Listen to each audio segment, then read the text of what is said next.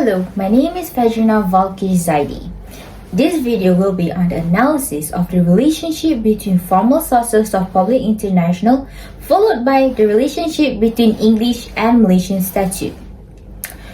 International law's nature means that the sources of international law are much more diverse than those found in national legal system. This is stipulated in Article 38, Clause 1 of the International Court of Justice, where it divides the sources of international law into those of formal sources and subsidiary means. However, while this article is a directive to the International Court of Justice, it is largely regarded as an authoritative statement on the formal sources of international law. For this discussion, there are three types of formal sources that we'll be looking in, which are treaties, custom, and general principles of law. Treaties are the primary source of public international law, as they are the establishment of written agreements in which the involved states legally bind themselves to follow a particular course of conduct by reference to rights and obligations. Treaties can be either bilateral between two states, which is called treaty contracts, which concerns the technical or commercial matters, or it can also be multilateral between three or more states, which is called law-making treaties, which are designed to establish or develop international law on a range of issues. Since law-making treaties exist within the framework of international law, it has the ability to develop customary international law. Customary international law is the body of law that has developed as a result of state practice or custom. It is well adapted to the international legal system decentralized structure because it allows international law to emerge directly from a state behavior. In the asylum case, it is described as a consistent and uniform practice acknowledged as law. Unlike treaties, custom is not written and it is made up of the basic element of state practice and opinio juris. The definition of state practice includes, but is not limited to, actual behavior, statements made in response to specific events or conflicts. There are several conditions that must be met if the practice is to be considered as the basis for customary international law. First is that the state practice must be extensive, or to put it another way, it must be recognized by a large number of states. In North Sea continental shelf case, state practice must be both extensive and uniform, and not all states needs to practice before a general practice can become law. As said in the second one, state practice should be consistent. This is also said in the Nicaragua case, but not too long as it is substantial. Apart from the aforementioned conditions, a sufficient amount of time must have passed to demonstrate that the aforementioned conditions have been met. However, it is also necessary that states believe that they are under a legal obligation to follow a particular practice. This is said in North Sea continental shelf case. Belief being the opinio juris or the psychological element.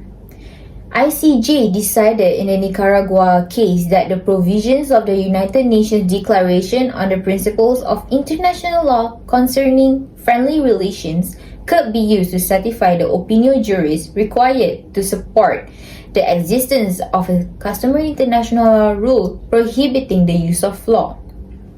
Now, we've talked about treaty and customary international law, but what are the relationship of it?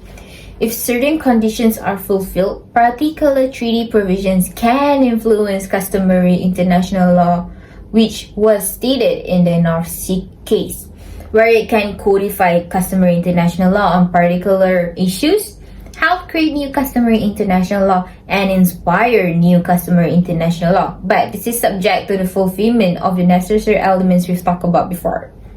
Ladislaw Zablonsky criticized D'Amato for claiming in his thesis that the conclusion of a treaty itself can produce customary rules, noting that it ignores the relevance of state practice and opinio juris. Furthermore, treaties and customary international law have equal authority in international law. This is said in the Wimbledon case.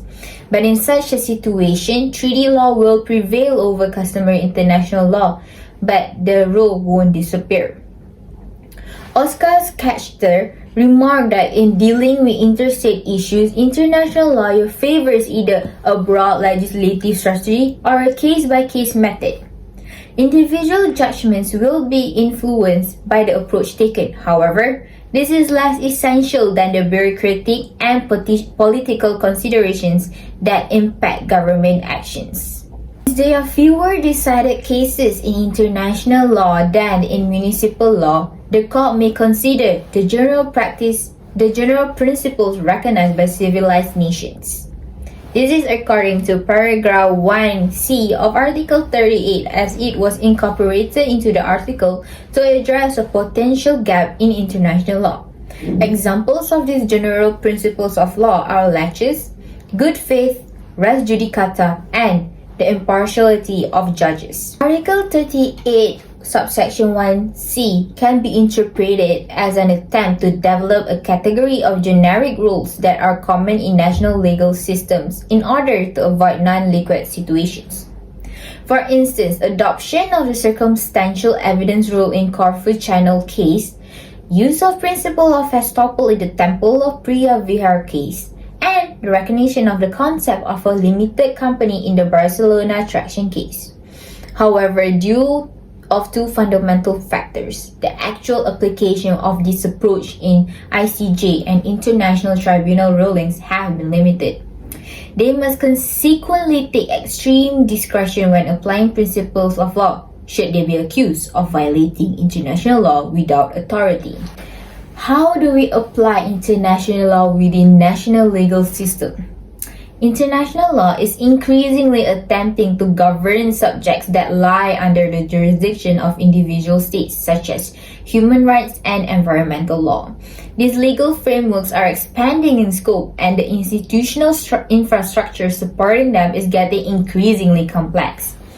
States have adopted different approaches to the way in which international law is received into their national legal system. However, two doctrines can be identified, which is incorporations and transformation. So how do we incorporate the formal sources into United Kingdom? In respect of customary international law, UK law follows the doctrine of incorporation. For illustration, in Mortensen St. Peters, a case involving the exercise of criminal jurisdiction beyond British territorial water, in which it was held that, despite the fact that the vessel in question was beyond the 3-mile limit set by international law, an Act of Parliament that had been duly passed and assented to was supreme, and hence, the court was bound to apply the terms of the statute instead. Furthermore, in Trantex Trading and Central Bank of Nigeria, it was argued that the UK had no jurisdiction over the dispute, but the court held that the new customary international law rule was automatically part of UK law through the doctrine of incorporation, and that it did not follow TACRA, since stare decisis does not apply in international law. Despite the doctrine of incorporation that automatically makes customary international law rule part of UK law, it is bound to exceptions such as that crimes under customary international law rule cannot be used as defense to a national criminal charge in the case of Jones. Given parliamentary sovereignty is the most fundamental legal principle in the UK's constitution, the general rule is that a treaty can only become UK's law if it has been converted into municipal law by an Act of Parliament. However, Colin Warwick in his article stated that while implementing legislation is primary, it might also be secondary, where the government acts within a statutory power to give domestic effect to a treaty or decision. For instance, in McLean, Watson and DTI, it was held that the treaty had not been incorporated into UK law by statute, so it could not form the basis of litigation in the UK courts. The Ponsonby rule is used in the UK, where a signed treaty is put before Parliament for 21 days before it is ratified, providing Parliament the opportunity to debate. Although there are no express rules on the subject, post-independence law cases in Malaysia illustrate that customary international law is not directly incorporated into municipal law. An example can be seen in PP and Rajapan, where Lord President Saleh Abbas held that before the customary international law can have binding effect within the state, it should be transformed into municipal law first.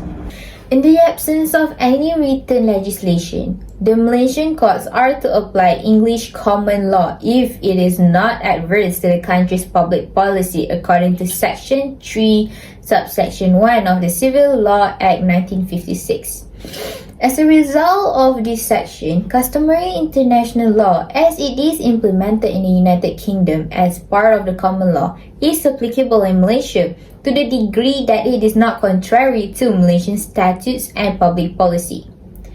The court concluded in Olofsen and Government of Malaysia that the norm of international law relating to a sovereign state's immunity from judicial process of a foreign country applies in Malaysia, and that the court lacks jurisdiction to hear any action against another sovereign government. The Constitution is silent on the precedence of international law over municipal law or conversely. Hence, there is a probability that a statute and an international rule of law will conflict. In such cases, the general rule is that the statute will take precedence. It can be seen in PPN 1RG, where the court stated that the law must be applied as written in the enactment by the courts. It is not the responsibility of a judge to determine whether the statute in question is in violation of international law. In addition, in relation to treaty laws, there is no provisions in the Federal Constitution that international law is to be considered part of domestic law or that treaties are to be considered Malaysian laws. However, according to Article 74, Clause 1 of the Federal Constitution state that Parliament may enact legislation on any topic listed in the Federal List or concurrent list. The Federal List of the 9th Schedule includes external affairs including treaties, agreements, and conventions with other countries and the implementation of those. Furthermore, Article 76 of the Constitution empowers Parliament to legislate on any matter listed in the state list for the purpose of carrying out any treaty, agreement, or convention between the Federation and any other country, or any decision of an international organization of which the Federation is a member. For a treaty to come into force, there must be ratification, and this signifies the state's acceptance of the treaty's terms. Hence, the basic rule regarding treaties is that the treaties do not form part of domestic law, and thus domestic courts cannot apply the treaties unless the legislature transforms it into municipal law. This can be seen in the case of Kok Wah Kwan and Pengarah Penjara Kajang. Based on the above discussion, we can conclude that the formal sources plays an important role in the development of states and that the United Kingdom and Malaysia practice dualism, where their customary international law are incorporated into municipal law, while the treaties needs to be transformed into a legislation first before having effect in the eyes of the court.